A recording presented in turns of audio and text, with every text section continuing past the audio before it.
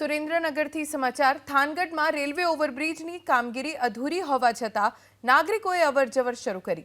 છેલ્લા 2 વર્ષથી આ ઓવરબ્રિજની કામગીરી ચાલે છે, જેને લઈ નાગરિકોને મુશ્કેલી પડે છે। હવે નગરપાલિકાની ચૂંટણી જાહેર થઈ છે ત્યારે પાલિકાએ ઓવરબ્રિજની કામગીરી પૂર્ણ કરી, પરંતુ હજી સુધી ઓવરબ્રિજ પર ડામરની કામગીરી બાકી છે।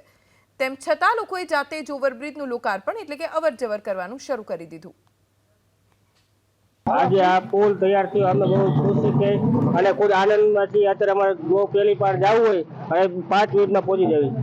કેટલા વર્ષથી કામ ચાલુ છે? આ પુલનું ઘણા લાંબો ટાઈમ કામ ચાલુ છે, પણ પૂર્ણ થયો એ બાદ અમારે બહુ અમારે ખુશી છે અને મને આનંદ છે થોડોક। આખો પુલનું કામ પૂરું થઈ ગયું છે?